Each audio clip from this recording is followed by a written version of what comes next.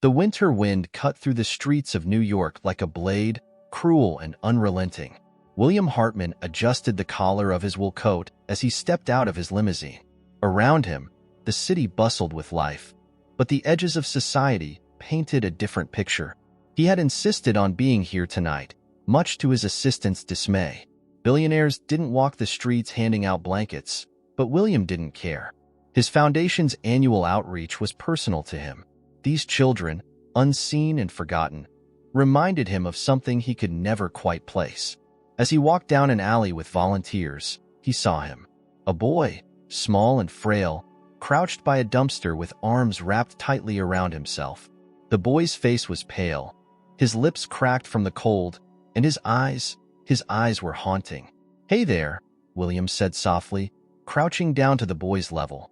"You shouldn't be out here in this weather. What's your name?" The boy flinched, pulling back slightly, but his gaze locked onto William's. For a moment, it seemed like he might bolt. Then, something changed. His wide, tear-filled eyes lit up with a mix of shock and desperation. "Dad," the boy whispered, his voice barely audible. William froze. The word hit him like a punch to the chest. "I'm sorry, what did you say?" The boy's lips trembled, and tears spilled freely down his cheeks. "Dad, I knew you'd come back for me. Grandma said you would. She said you were a great man, and you'd come back." The volunteers stopped what they were doing, their murmurs filling the silence. William's heart pounded as he tried to process what was happening. "Kid, I think you're confused," he began. But then the boy lunged forward, grabbing his hand. "It's you," the boy sobbed, pulling back his sleeve to reveal a faint birthmark on his forearm. A mark shaped like a crescent moon. William's breath caught. His world tilted as he stared at the mark. It was impossible. No one else could have this. It was the same mark he had, the same one passed down through generations of his family. The edges of his vision blurred. The last thing he saw before everything went black was the boy's face, filled with equal parts hope and fear. When William came to, he was lying on a plush couch in the shelter's office. His assistant hovered nearby, her phone in hand, while the boy sat quietly on a chair, looking terrified. "Sir, are you all right?" his assistant asked, her voice strained. William waved her off, sitting up slowly, his gaze locked on the boy. "What's your name?" he asked, his voice steady but filled with tension.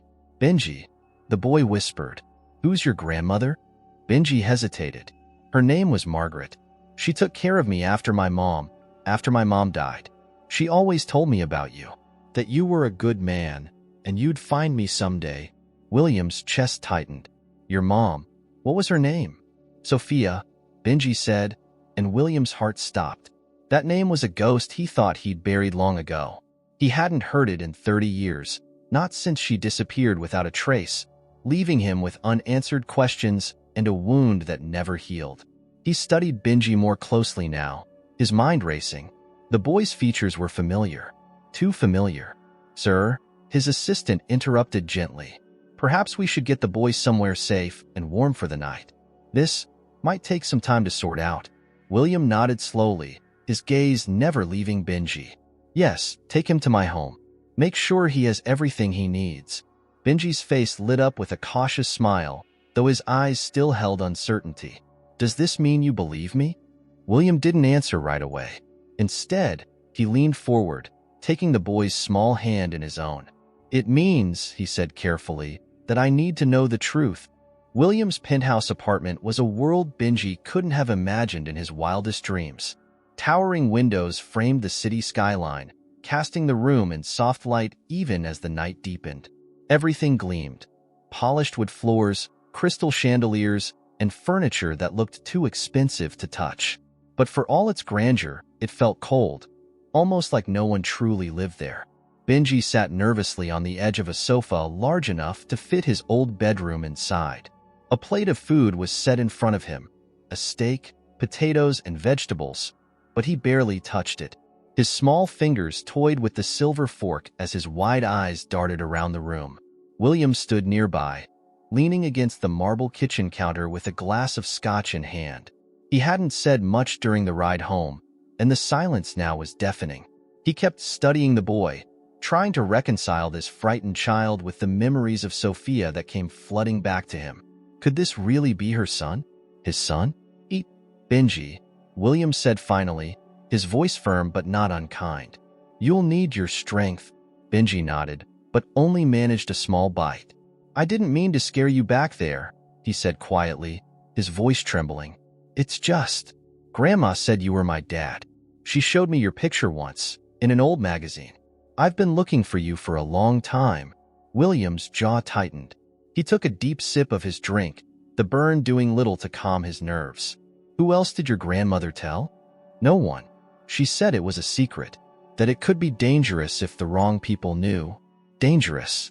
The word struck William like a knife. It sounded like something Sophia would have said.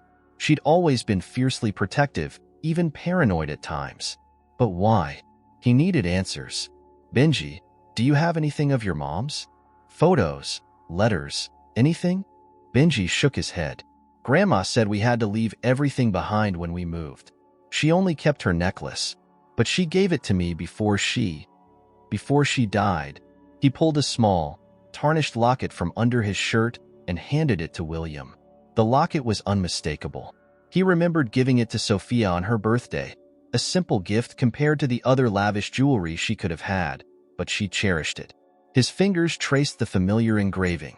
Forever, W and S. Where did you grow up, Benji? William asked, his voice softening. In a small house. Not in the city. Grandma worked a lot, so I stayed home most of the time. Then, when she got sick, I took care of her. After she passed, I didn't know what to do. I just came here, like she told me to. William felt his chest tighten. The boy's story was almost too much to bear, but there was still a nagging doubt in his mind. The timing, the circumstances, everything felt too coincidental. Benji, he said carefully, I'm going to have someone help us figure this out. There are tests we can do to be sure. You don't believe me, do you? Benji's voice cracked, and his eyes welled with tears. I'm telling the truth. Grandma wouldn't lie about something like this. It's not that I don't believe you, William said quickly, kneeling down to meet the boy's eyes. I just need to be certain. This is a lot to take in. Benji sniffed, wiping his nose with the back of his hand. Okay, I understand. You just don't want me. William's heart broke a little at the words. He reached out, placing a hand on Benji's shoulder. That's not it at all. If you're my son, then you've been through things no child should ever go through. And if you're my son, I'll do everything in my power to make sure you're never alone again. Benji searched his face for a moment, then nodded slowly. Okay. The conversation was interrupted by William's assistant, who appeared in the doorway with a tablet in hand. Sir, I've arranged for Dr. Latham to come first thing in the morning. She'll conduct the necessary tests. Thank you, Laura, William said, standing, and see that Benji's room is set up. Make sure he has everything he needs. Benji's eyes widened. I get my own room?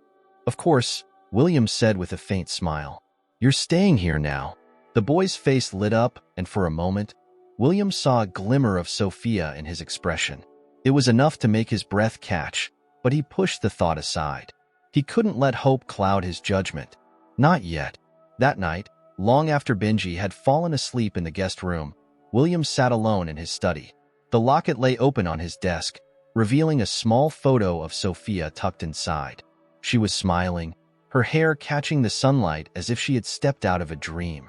He'd spent years trying to forget her, burying himself in work and philanthropy to drown the guilt. She disappeared so suddenly, and he had always wondered if he'd done something to drive her away. Now, the questions were multiplying faster than he could handle. Why had Sophia kept Benji from him? Why had she hidden herself away? And what did she mean by saying it could be dangerous? He clenched his fists, frustration and sorrow battling for dominance.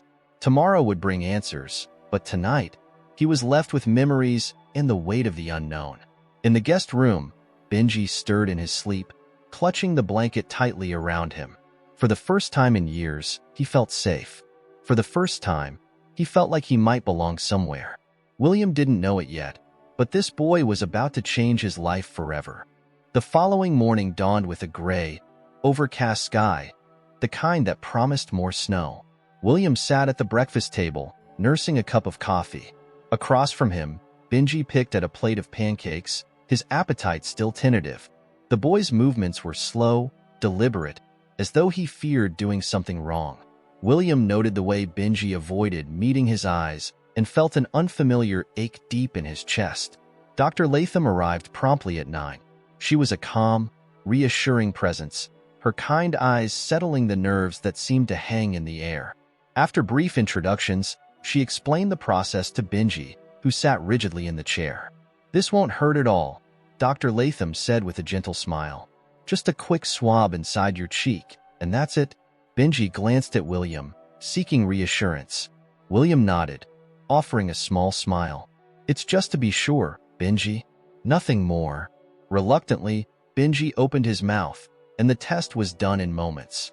Dr. Latham packed up the samples and promised expedited results. As the doctor left, Benji hesitated in the hallway, fidgeting with the hem of his shirt. What if the test says I'm not your son?" he asked softly, his voice trembling. William crouched down to his level, his expression serious but kind. "No matter what, you're here now. You won't have to go back to the streets, Benji. I'll make sure of that." The boy studied him for a moment, then nodded, though the tension in his small frame didn't ease. To distract him from the waiting, William decided to show Benji around the penthouse. The boy's eyes widened as they wandered through rooms that seemed to stretch forever, each more extravagant than the last. "Do you really live here all by yourself?" Benji asked, his voice filled with wonder. "Yes," William replied, his tone carrying a hint of something he didn't fully understand. "It's quiet.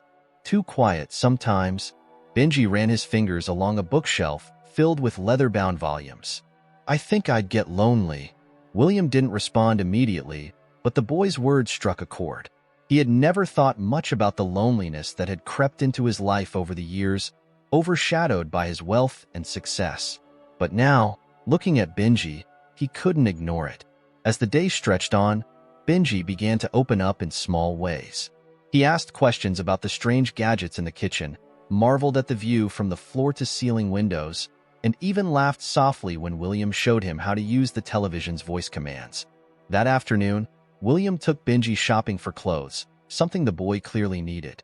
They visited an upscale department store where Benji stood awkwardly in the center of the children's section, unsure of where to start. "You can pick anything you like," William said, gesturing to the racks. Benji hesitated. "Anything?" "Anything." The boy's face lit up as he carefully chose a few pieces, always glancing back to William for approval. At one point, he held up a pair of sneakers with bright blue laces. "These are really nice, but are they too expensive?" William knelt beside him, placing a hand on his shoulder. "Benji, don't worry about the price. I want you to have what you need." Benji's eyes shone, but he said nothing. By the time they left the store, his arms were full of bags, and for the first time, William saw a genuine smile on his face. Back at the penthouse, Benji eagerly unpacked his new belongings. William watched from the doorway, a strange sense of fulfillment settling over him. It was a feeling he hadn't experienced in years, something close to pride, or maybe hope. As night fell, the house grew quiet again. Benji went to bed early, exhausted from the day's excitement. William sat in his study, staring at the locket on his desk. His thoughts wandered to Sophia, to the life they could have had, and to the boy now asleep down the hall. The next day, the results came in. Dr. Latham arrived with a sealed envelope, her expression unreadable. She handed it to William, who hesitated for a moment before tearing it open. His eyes scanned the paper, and his breath caught. The words were clear, indisputable. Benji was his son. William's hands trembled as he set the paper down. A mixture of emotions surged through him: relief, joy, guilt, and an overwhelming sense of responsibility. He looked at Dr. Latham, who nodded knowingly. "I thought so," she said softly. Benji was in the living room, building a small castle out of the wooden blocks William had bought for him. When William entered, the boy looked up expectantly, his expression guarded. "It's official," William said, his voice thick with emotion. "You're my son, Benji." For a moment, Benji didn't move. Then, as the words sank in, He launched himself at William, throwing his arms around him in a fierce hug. "I knew it," Benji whispered, his voice muffled against William's chest. "I knew it." William held him tightly, his throat constricting with unspoken words. For the first time in decades, he felt whole.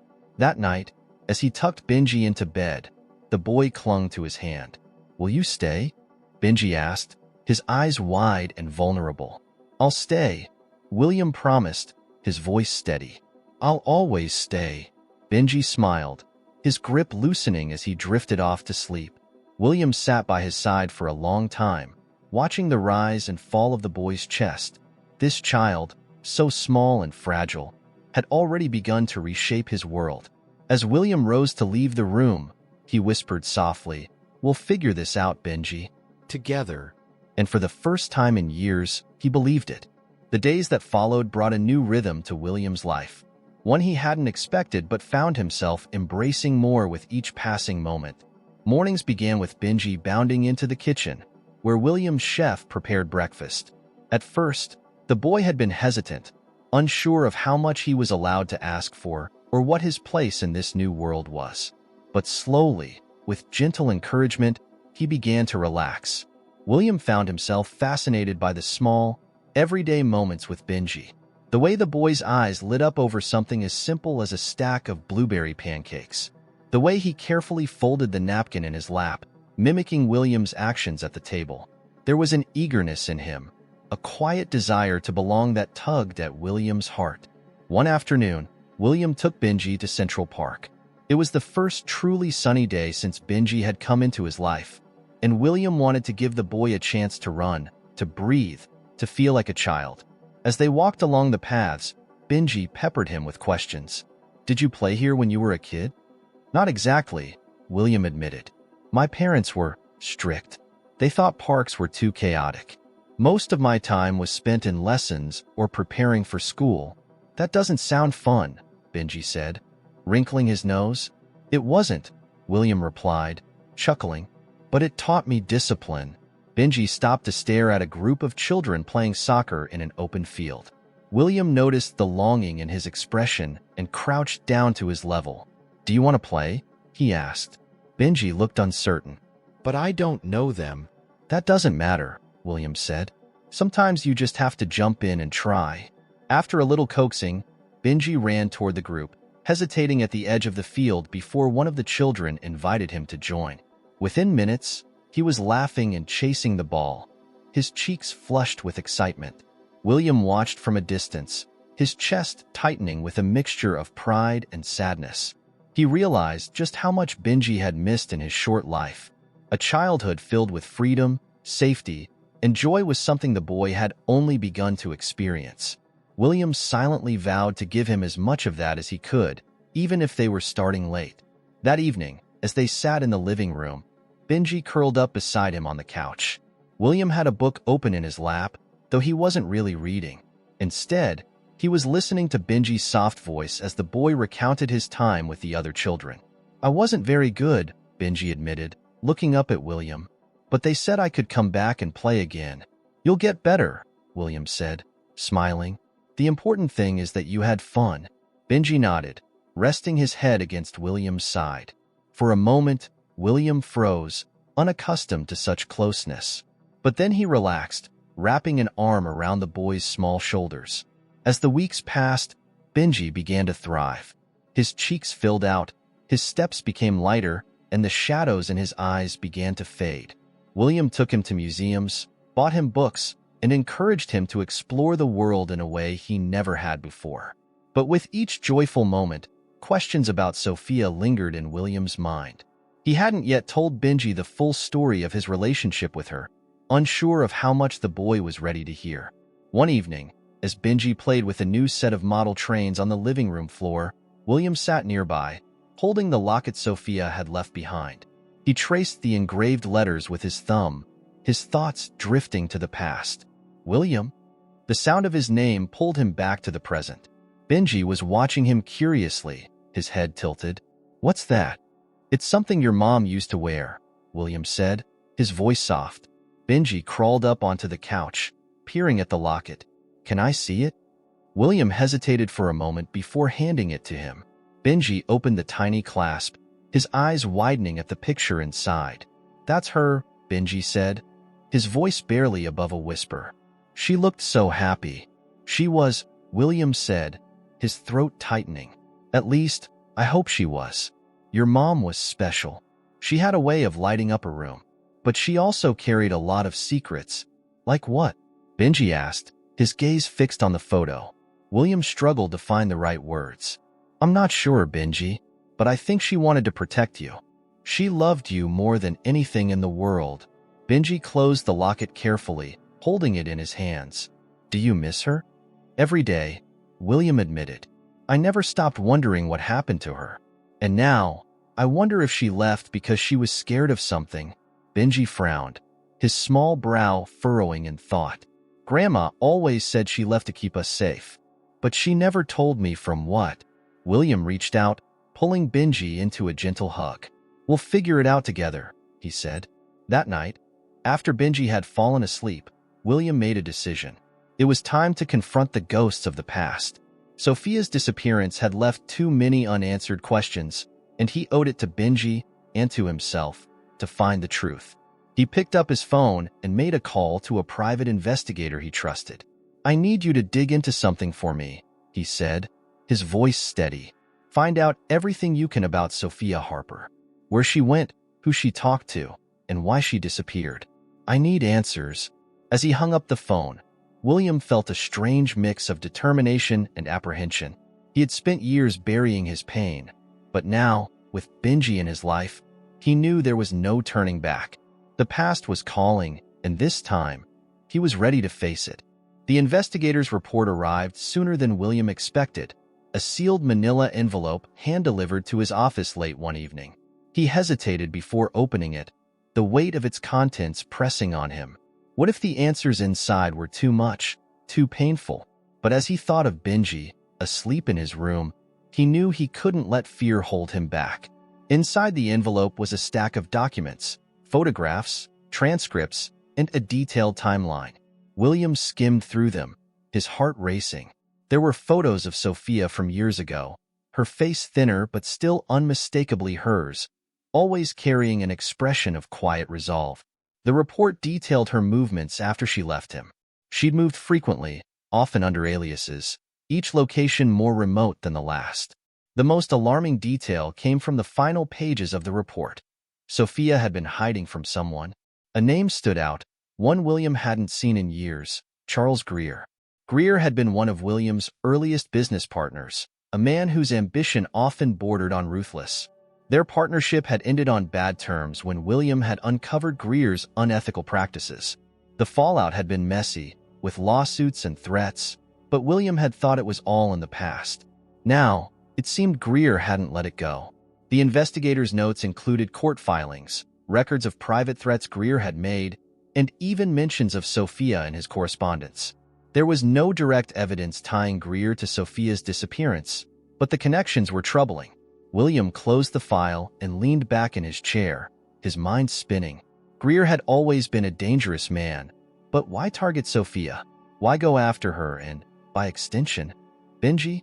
The next morning, William sat across from Benji at breakfast, his mind still preoccupied.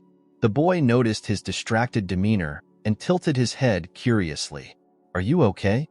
Benji asked, biting into a piece of toast. William forced a smile. "Just thinking about some work things."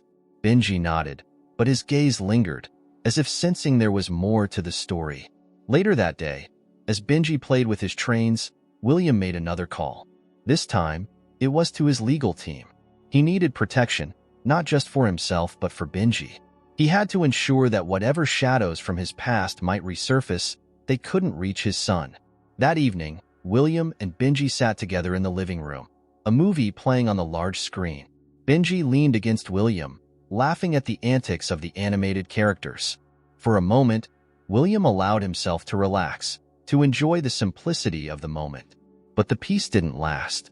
A sharp knock at the door startled them both. William rose, his heart pounding as he glanced at the security monitor. A man in a tailored suit stood outside, flanked by two others. William recognized him instantly, one of Greer's lawyers. Stay here, Benji, William said, his tone firm but calm. Benji watched with wide eyes as William went to the door. When he opened it, the man smiled coldly. Mr. Sterling, my name is Martin Hale. I represent Charles Greer. May we speak privately? William stepped outside, closing the door behind him. You have a lot of nerve showing up here. What does Greer want? Hale's smile didn't waver. Mr. Greer has learned of your recent family developments. He simply wishes to extend an olive branch. He's offering a settlement to put any past misunderstandings behind you. A settlement? William's voice was icy. I haven't thought about Greer in years, and now he's suddenly interested in making peace? I don't buy it. Hale adjusted his tie, his tone remaining calm. It's in everyone's best interest to avoid unnecessary conflict. Mr. Greer believes this is an opportunity to close old chapters and start anew. William stepped closer, his voice low and threatening. Tell Greer that if he comes near my family, there will be consequences.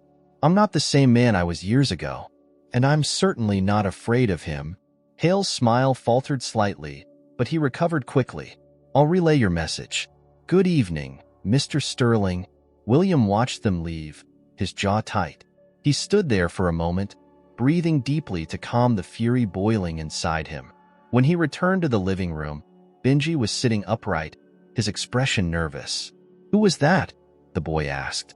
Just someone I used to work with, William said, trying to keep his tone light. Nothing for you to worry about. Benji didn't look convinced, but he didn't press further. That night, after Benji was asleep, William sat in his study, staring at the locket once more. He couldn't ignore the growing danger. Greer's sudden reappearance wasn't a coincidence, and William knew he had to act quickly. He called the investigator again, instructing them to dig deeper into Greer's recent activities. Then he contacted his security team, arranging for increased surveillance around the penthouse. He wasn't taking any chances. As the days passed, William became more vigilant. He didn't tell Benji the details, not wanting to scare him, but the boy sensed the tension. Are we safe here? Benji asked one evening as they played a board game. William looked at him, his expression softening. Yes, we're safe. I'll always protect you, Benji. The boy nodded, but the lingering worry in his eyes made William's resolve even stronger. The following week brought another development. The investigator uncovered records of large payments Greer had made to private individuals, money that seemed to vanish without a trace. One of the recipients had ties to Sophia's last known location. William's blood ran cold. It wasn't definitive proof, but it was enough to confirm his worst fears. Greer had been involved in Sophia's disappearance. He sat in his study that night, the weight of the revelation pressing down on him. Sophia had been running from Greer, sacrificing her own safety to protect Benji. And now that Benji was with him, the danger had resurfaced. But William wasn't the same man Greer had once manipulated. He had power, resources, and most importantly, something worth fighting for. He glanced toward Benji's room, the faint sound of the boy's steady breathing drifting through the quiet penthouse. I won't let him take you, William whispered, his voice firm with determination. The battle was only beginning, but for the first time, William felt ready to face it. The days turned into a blur of quiet vigilance for William. Every detail of his life became a calculation, ensuring Benji's safety, keeping their routine normal while a storm brewed behind the scenes. Greer's reappearance wasn't just a coincidence. It was a warning. William knew the man too well to believe he'd simply walk away. Benji, unaware of the full extent of the danger, continued to settle into his new life. He started school at a private academy, and while the transition was daunting at first, he quickly began to thrive. Every afternoon, he would rush into William's office or the penthouse living room, eager to share stories about his day. We're learning fractions, Benji announced one evening, proudly holding up a worksheet filled with neatly written answers. It's kind of hard, but Mrs. Campbell says I'm getting better. William smiled, setting aside the stack of legal documents he had been reviewing. I'm sure you are. You're a smart kid, Benji. The boy beamed, climbing onto the couch beside him. Do you know fractions? I think I can manage, William said with a chuckle. Benji leaned into him, holding the worksheet up. Then you can help me with the homework. Moments like these made the tension of the past few weeks bearable. William found himself looking forward to the evenings, to the simple, unguarded moments when he could focus solely on Benji and forget, even briefly, about the looming shadow of Greer. But that shadow wasn't one to stay hidden for long. Late one night, William was awakened by the buzzing of his phone on the bedside table. He reached for it groggily, his heart sinking when he saw the name on the screen. His lead investigator. "What is it?" William asked, his voice low but sharp. "We've uncovered new information," the investigator said, his tone grim. "It seems Greer has been in contact with someone close to you." William sat up, suddenly alert. "Who?" "We're still working on confirming the details, but there's evidence suggesting he's been funneling money to an internal source. Someone in your organization." The words hit William like a blow. He had taken every precaution, tightened security, ensured that only his most trusted people were involved. But now it seemed someone within his circle had betrayed him. "Find out who it is," William said, his voice like steel, "and send me everything you have so far." He hung up and sat in the dark for a moment, his mind racing. Trust was something he had always guarded carefully, and now, with Benji's safety at stake, the betrayal cut even deeper. The next morning, William maintained his usual composure, even as the weight of the investigator's call lingered. Benji was his usual cheerful self at breakfast, excitedly recounting a story about a classmate's pet hamster.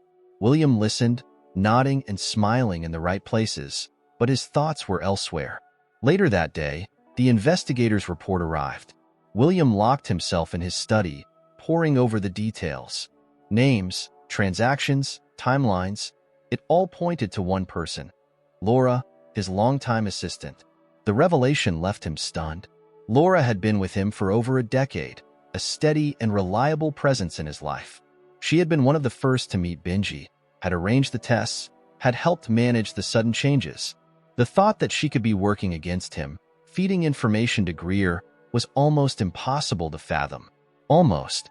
William called Laura into his office later that afternoon. She entered with her usual calm demeanor, holding a tablet and notepad. "You wanted to see me, Mr. Hartman?" "Yes, Laura." "Close the door." She did as instructed, taking a seat across from him. William leaned forward, his expression unreadable. "How long have you been working with Greer?" he asked, his voice quiet but laced with unmistakable authority. Laura's face froze, the color draining from her cheeks. I don't know what you're talking about." "Don't lie to me," William said, his tone sharp. He slid a copy of the investigator's report across the desk. "I have evidence. Payments. Correspondence. You've been feeding him information about me, haven't you?" For a moment, Laura seemed to consider denying it again. But then her shoulders slumped, and she looked away. "It's not what you think," she said softly. "Then tell me what it is," William demanded. "Because from where I'm sitting, it looks like you betrayed me." Laura hesitated, tears welling in her eyes. "I didn't want to. Greer, he threatened my family. He said he'd ruin us if I didn't help him. At first, it was just small things, schedules, insignificant details. But then he started asking about Benji, and I knew it had gone too far." William's hands tightened into fists. "You should have come to me. I could have helped you." "I didn't know if I could," Laura said, her voice breaking. "You're powerful, but Greer, he's dangerous. I didn't know who to trust." For a long moment, the room was silent. William's mind raced, weighing his options. Laura's betrayal had put Benji at risk, but her fears seemed genuine. She wasn't an enemy, just another pawn in Greer's game. "I'm letting you go," William said finally, his voice steady. "You'll resign immediately. But if you ever give Greer anything again, I'll make sure he can't hurt you, or anyone else, ever again. Do you understand?" Laura nodded, tears streaming down her face. "I'm so sorry, Mr. Hartman." "Sorry doesn't fix this," William said, standing. "Now get out." As Laura left, William felt no satisfaction, only a heavy weariness. He had dealt with one threat, but Greer was still out there, and William knew the man wouldn't stop until he got what he wanted. That night, William tucked Benji into bed, sitting beside him as the boy drifted off to sleep. He watched the peaceful rise and fall of Benji's chest, the innocence of a child who didn't yet know the dangers lurking in the shadows. "I'll keep you safe," William whispered, brushing a hand over Benji's hair. "No matter what it takes." With each passing day, William's resolve hardened. Greer had taken too much already, and now he was coming for what mattered most. But this time, William wouldn't stand by. This time, he was ready to fight. The following days were tense as William prepared for the inevitable confrontation. Greer's reach was long, and his tactics were ruthless, but William had resources of his own, and now he had a reason to use them. He brought in additional security, men he trusted implicitly, and installed discreet surveillance throughout the penthouse. Every detail of Benji's schedule was scrutinized, every outing planned with meticulous care. Benji, sensing the shift in William's demeanor, grew quieter. He no longer bounded into rooms with the same carefree energy. Instead, he watched William with cautious eyes, as if waiting for an explanation. One evening, as they sat together in the living room, Benji finally voiced what had been weighing on him. "Are we in trouble?" he asked, his small hands gripping a cushion on his lap. William looked at him, startled by the question. "Why would you think that?" Benji shrugged, avoiding his gaze. "You're different. You're worried all the time now. And there's always people around, watching us." William leaned forward, placing a hand on Benji's shoulder. "You're safe here. I promise you that. But why are you doing all this?" Benji pressed, his voice trembling. William hesitated, struggling to find the right words. "There are people from my past who aren't happy with me. They're trying to hurt me by using you. But I won't let that happen." Benji's eyes widened. "Because of Mom?" The question caught William off guard. He nodded slowly. "Yes, partly because of her. She was protecting you from the same people, Benji. And now it's my turn to protect you." Benji sat quietly for a moment, processing the information. "You're not going to let them take me, are you?" "Never," William said firmly. "You're my son. No one is taking you away from me." The boy seemed reassured by his words, though a shadow of fear lingered in his expression. Later that night, William met with his legal team and security advisors. Greer's attempts to intimidate him were escalating. Subtle but unmistakable moves that signaled the man's growing desperation. Anonymous tips to the media about William's sudden paternity, whispers about Benji's background, and even vague threats directed at his business dealings. "We can't ignore this anymore," one of his advisors said, his voice tense.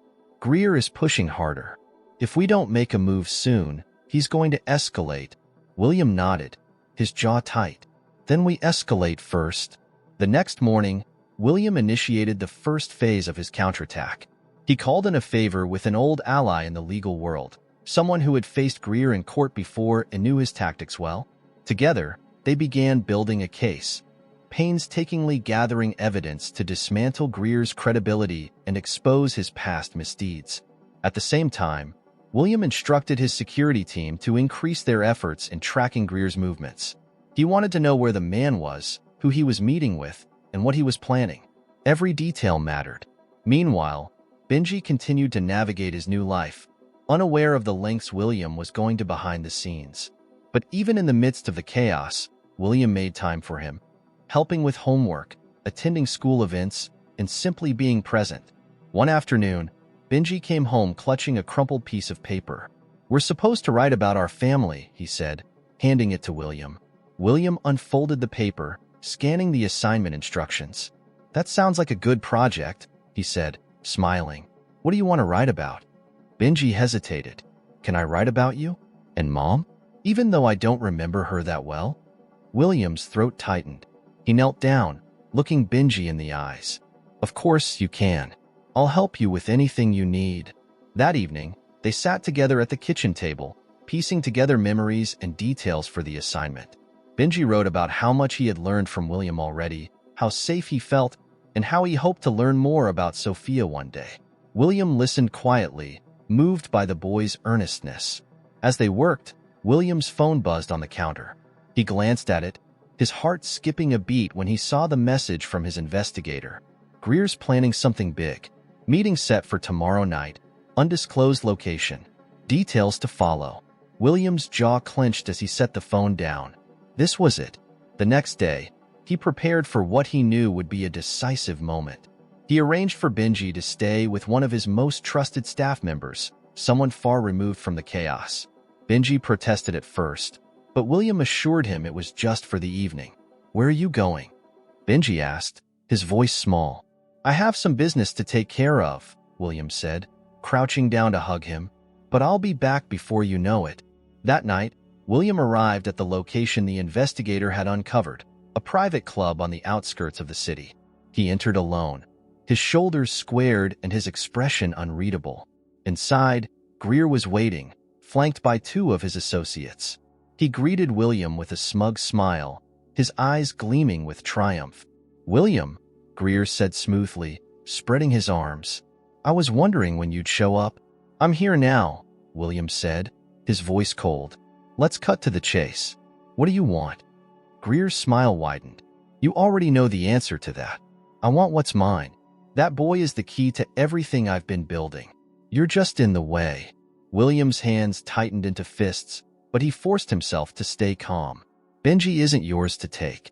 And if you try, I'll make sure you regret it." Greer laughed, a low, mocking sound. "You think you can stop me? You're out of your depth, William. I've been planning this for years." "Then you should have planned better," William said, his tone sharp. "Because I've already uncovered everything. Your threats, your payoffs, your involvement in Sophia's disappearance. It's over, Greer." The smile vanished from Greer's face, replaced by a flicker of uncertainty. William didn't give him a chance to recover. "Walk away now," William continued, his voice steady but deadly serious. "Because if you don't, I'll make sure you lose everything. Your power, your money, your reputation. It'll all be gone."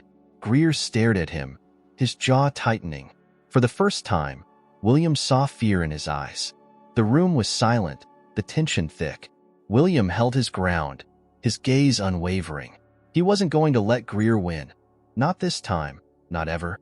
Greer's expression flickered between anger and fear, his confidence slipping as William stood firm. The room seemed to shrink as the weight of the moment pressed down on them. For a man who thrived on control, Greer wasn't accustomed to being cornered. "You think you've won?"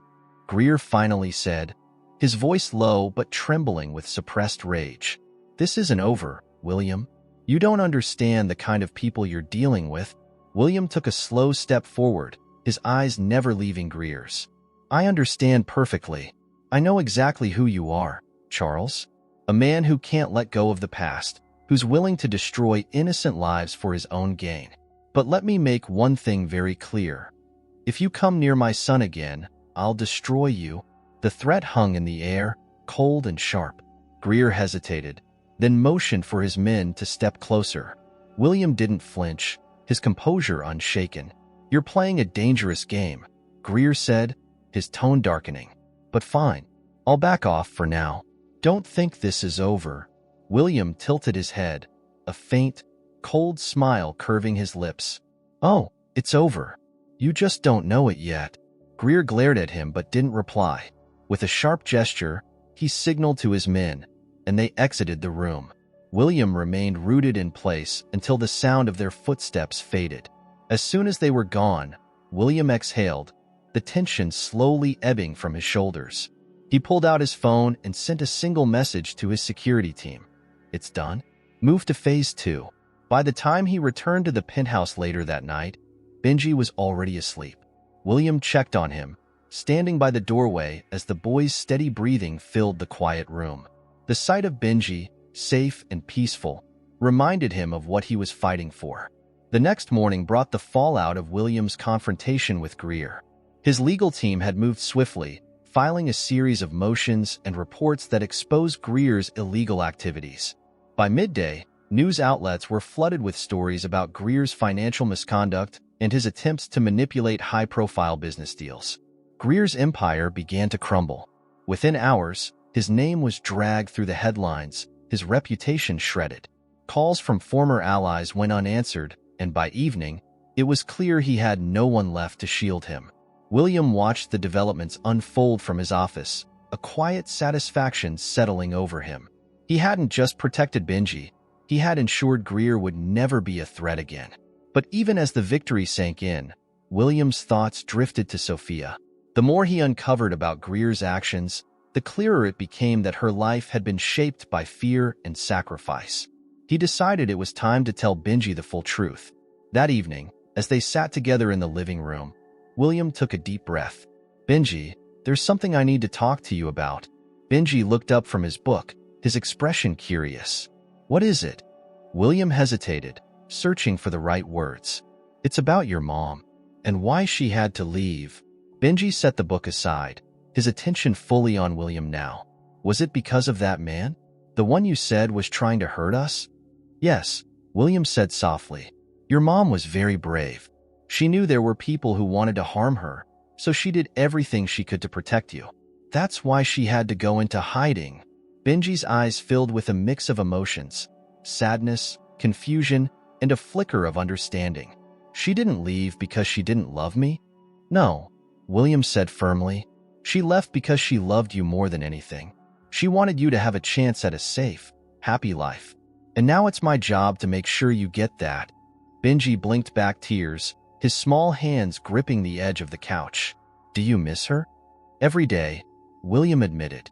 "But having you here helps. You remind me of her, how kind and strong she was. And I know she'd be proud of you." Benji leaned against William, his small frame pressing into his side. "I wish I could have known her better." "I'll tell you everything I can about her," William promised, wrapping an arm around Benji. "We'll keep her memory alive together." The conversation left both of them feeling closer, the bond between them strengthened by their shared grief and love. In the weeks that followed, life began to settle into a new normal. With Greer out of the picture, the tension that had shadowed their days finally eased. William focused on building a life for Benji, a life filled with stability, joy, and the kind of love Sophia would have wanted for her son. One weekend, they visited a small park where Sophia used to love spending time. William brought a bouquet of her favorite flowers, and they sat together by a quiet pond. This was one of her favorite places, William told Benji. She used to come here whenever she needed to think or find some peace. Benji looked around, his gaze soft. "It's nice here. I can see why she liked it." They spent hours at the park, sharing stories and memories. For William, it was a chance to reconnect with the past while embracing the future. For Benji, it was an opportunity to feel closer to a mother he barely remembered. As they walked back to the car, Benji reached for William's hand. "I think she'd be happy," he said. "That we're together." William smiled, his heart full. "I think so too." For the first time in years, William felt a sense of peace. The battles they had faced had been hard, but they had come out stronger.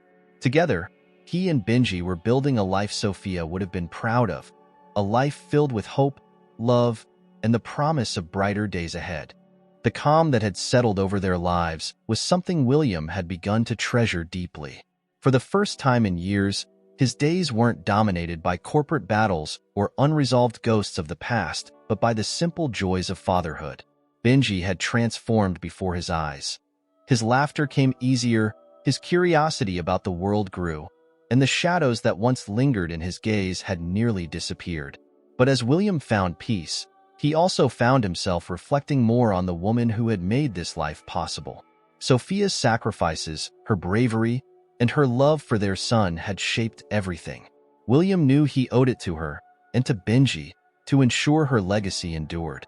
One evening, as Benji worked on a school project at the dining table, William approached with a small box. "I have something for you," he said, his tone quiet but filled with purpose. Benji looked up, curious. "What is it?"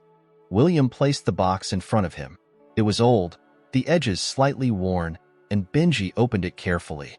Inside were items from Sophia's past, a photograph of her as a young woman, a small journal, and the locket she had always worn. "This belonged to your mom," William explained. "I thought you might like to have it. It's a way to keep her close, even if she's not here." Benji picked up the locket, his fingers tracing the engraved letters. "This was hers?" William nodded. "She wore it every day. It was her favorite. And this journal, it's filled with her thoughts and memories. I thought it might help you get to know her better." Benji's eyes filled with emotion as he flipped through the journal, his small hands carefully turning the pages. "Thank you," he said softly. "I'm going to read every page." William sat beside him, watching as Benji immersed himself in Sophia's words. It was a quiet, poignant moment that brought William a deep sense of gratitude. He couldn't change the past, but he could honor it and help Benji understand the remarkable woman who had given him life. As the days turned into weeks, Benji's connection to Sophia's memory grew. He often brought the journal to William, asking about specific entries or stories. William answered as best he could, filling in the gaps and sharing anecdotes about their time together. One evening, as they sat in the living room, Benji looked up from the journal with a question that seemed to have been weighing on him. "Do you think Mom ever wanted to come back?" William hesitated, considering how to answer. "I think she wanted to, more than anything. But she knew it wasn't safe. She was doing everything she could to protect you." Benji nodded, his expression thoughtful. "I wish I could tell her thank you for everything she did." William's chest tightened. "I think she knows, Benji, and I think she'd be so proud of the person you're becoming." As they talked, William realized how much Sophia's presence had shaped not just their lives but the bond they now shared. She had brought them together, even from beyond the grave, and that connection was something neither of them would ever take for granted. Life continued to move forward, and William began to see Benji truly flourish. His teachers sent home glowing reports, praising his curiosity and kindness. He made friends at school, inviting them over for playdates and proudly showing them his collection of books and toys. William found himself embracing his role as a father with an ease that surprised him. He attended school events, helped with projects, and even found himself sitting in the bleachers during Benji's first soccer game. Watching his son run across the field, laughing and cheering with his teammates, was a moment William would never forget. But amid the joy, there were still reminders of the battles they had fought to get here. One afternoon, while reviewing documents in his office, William received a call from his investigator.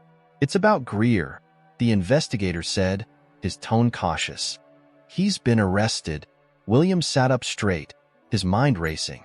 "Arrested? For what?" "Fraud, embezzlement, a whole list of charges. Your case against him was the tipping point, but it looks like others came forward after that. He's looking at a long time behind bars."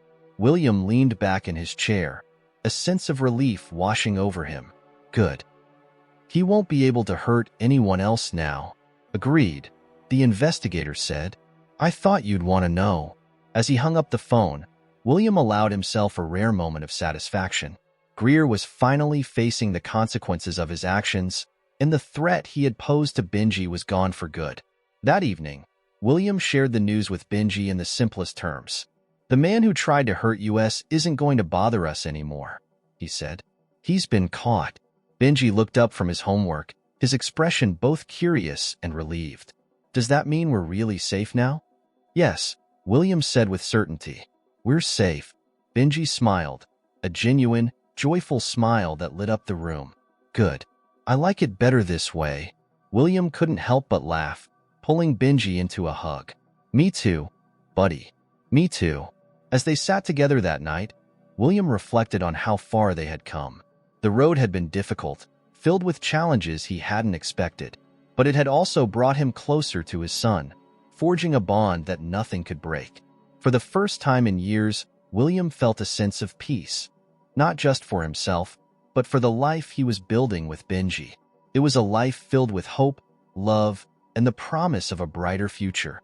And as he looked at his son, he knew Sophia's sacrifices hadn't been in vain. Her love had brought them here, and her memory would continue to guide them forward. Together, they would honor her legacy and create the kind of life she had always dreamed of. As the first signs of spring began to creep into the city, life for William and Benji settled into a new, comforting rhythm. The dark clouds that had once loomed over their lives had finally lifted, leaving behind a sense of hope and stability that neither of them had ever fully known before. On a warm Saturday morning, William found Benji in the kitchen, sitting at the counter with a stack of papers spread out in front of him. His brow was furrowed in concentration, a pencil clutched tightly in his hand. "What are you working on so intently?" William asked, pouring himself a cup of coffee. Benji looked up, his face lighting up with excitement. "It's for school." We're supposed to write about someone who inspires us. I picked Mom. William felt a pang of emotion at the words, but he smiled and pulled up a stool beside him. That's a great choice. What have you written so far? Benji handed over the pages, and William began to read. The boy's handwriting was small and neat, his words filled with admiration and wonder. He described Sophia as brave and kind, a woman who had done everything she could to protect him. I don't remember a lot about her, Benji admitted, watching William's reaction carefully, but I know she loved me, and I know she'd be happy now. William set the papers down and looked at his son. She would be very happy, Benji. You're everything she dreamed of, and I'm proud of you for telling her story. Benji beamed at the praise and returned to his work, his pencil flying across the page.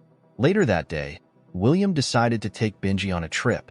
They drove out of the city to a small, picturesque town where Sophia had grown up. William had planned the visit carefully, wanting to give Benji a deeper connection to his mother's life. Their first stop was a quaint little bakery on the corner of Main Street. William ordered 2 slices of cherry pie, Sophia's favorite, and they sat at a small table by the window. Did Mom really like this place? Benji asked, taking a bite of the pie. She loved it, William said with a smile. She used to say it was the best pie in the world. We came here a few times when we were younger. Benji took another bite, nodding thoughtfully. It's really good. From the bakery, they walked to a nearby park. William pointed out a bench where Sophia used to sit, reading books or sketching in her notebook. Benji listened intently, his eyes wide as he tried to imagine her there. Do you miss her a lot? Benji asked after a while, his voice quiet. Every day, William admitted. But being with you helps. You remind me of her in so many ways. Benji smiled at that, his small hand slipping into William's as they continued their walk. Their final stop was the cemetery where Sophia was buried. William had hesitated to bring Benji here, unsure if it was the right time, but the boy had insisted. He wanted to see where his mother rested. They stood in front of Sophia's grave, a simple but elegant headstone engraved with her name and the words beloved mother and friend. Benji placed a bouquet of flowers at the base, his face solemn. Hi, Mom, he said softly, his voice trembling. I hope you can hear me. I just wanted to say thank you for everything you did. I'm okay now. Dad takes really good care of me, and I'm happy. William's throat tightened as he listened. He knelt beside Benji, resting a hand on his shoulder. We'll keep her memory alive, Benji. Always. Benji nodded, his eyes brimming with tears. I think she knows that. They stayed at the cemetery for a while longer, sharing stories and memories. When it was time to leave, Benji turned back for one last look, his expression calm and peaceful.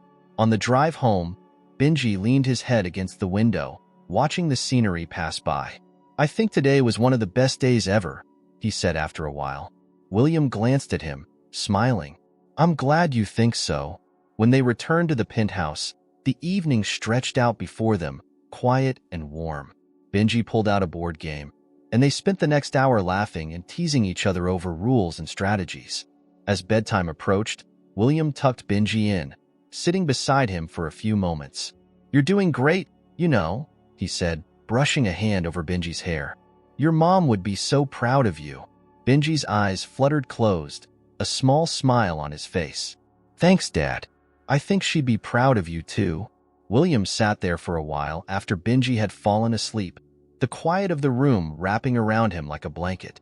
He thought about Sophia, about the journey that had brought him here, and about the boy who had become the center of his world. In the weeks and months that followed, William and Benji continued to build their life together. They shared milestones and quiet moments, laughter and tears, always moving forward. Through it all, one thing remained constant, the love that connected them. It was a love born of sacrifice and resilience, a love that had survived loss and hardship. And as they stood side by side, facing the future together, William knew they were exactly where they were meant to be. It wasn't just a new beginning. It was a life Sophia would have been proud of, a life filled with hope, happiness, and the unbreakable bond between a father and his son. The years passed with a quiet rhythm, each one bringing new milestones and moments to cherish. William watched Benji grow from a wide-eyed boy into a confident young man, his curiosity and compassion flourishing in ways that filled William with pride. The scars of their early struggles faded, replaced by a bond that nothing could shake. By the time Benji turned 18, the world felt different. The chaos and danger that had once overshadowed their lives had long since disappeared, leaving space for a life filled with peace. On the morning of his birthday, William found himself staring out the window of the penthouse, his coffee forgotten in his hand. The view of the city stretched endlessly before him, but his thoughts were on the boy. No, the man Benji had become. Penny for your thoughts? Benji's voice pulled William from his reverie. He turned to see his son standing in the doorway, his lopsided grin so reminiscent of Sophia's that it took William's breath away. Just thinking about how old you're making me feel, William teased, setting his coffee down. 18 already. Where did the time go? Benji laughed, stepping into the room. Time flies when you're having fun, right? William motioned for him to sit, and Benji joined him at the small table by the window. For a moment, they sat in comfortable silence, watching the city come to life below. I was thinking, Benji began, his tone hesitant. There's something I want to do today. Name it, William said, his voice steady but curious. I want to visit Mom's grave, Benji said. It feels right, you know?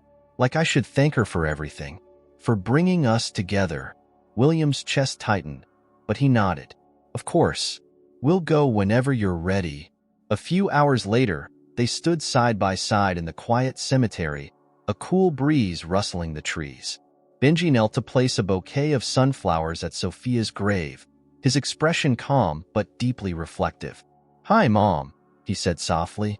It's been a while since I came here, but I think about you all the time. I hope you know how much you mean to us, to me. I wouldn't be who I am without you. William watched as Benji spoke, his heart swelling with a mixture of pride and sorrow. When Benji finished, he stood and turned to William, his eyes bright. You want to say anything? Benji asked. William nodded, stepping closer to the grave. He rested a hand on the cool stone, his voice steady but filled with emotion. Thank you, Sophia, for everything. For giving me the gift of Benji, for your strength, for your love. I promise I'll keep taking care of him, just like you would have wanted. The breeze seemed to still for a moment, as if the world was listening. When they finally turned to leave, William felt a sense of peace settle over him, as though Sophia's memory had been honored in the way it deserved. That evening, they celebrated Benji's birthday with close friends and family, the penthouse filled with laughter and warmth. William caught himself watching Benji more than once, marveling at the way he moved through the room, so confident, so at ease. It was a far cry from the shy, vulnerable boy he'd met on that cold winter night so many years ago. As the evening wound down, Benji found William sitting alone on the balcony, a glass of scotch in his hand. He pulled up a chair beside him, the city lights sparkling in the distance. Thanks for today, Benji said. For everything, really. I don't think I've said it enough, but you've been the best dad I could have asked for. William smiled, his throat tightening. And you've been the best son. I'm proud of you, Benji. More than I can put into words. They sat in silence for a while, the weight of the moment settling between them. Finally, Benji broke the quiet. So, he said with a grin, think I can take the car for a spin tomorrow? William laughed, the sound full and genuine.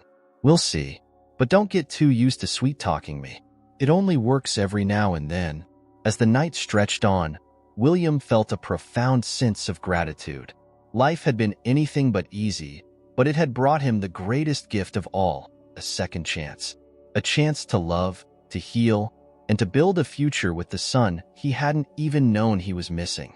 The past no longer haunted him. Sophia's memory was a source of strength, her sacrifices woven into the fabric of the life he and Benji had created together. And as William sat beside his son, the city spread out before them. He knew that their story, one of love, resilience, and redemption, was only just beginning.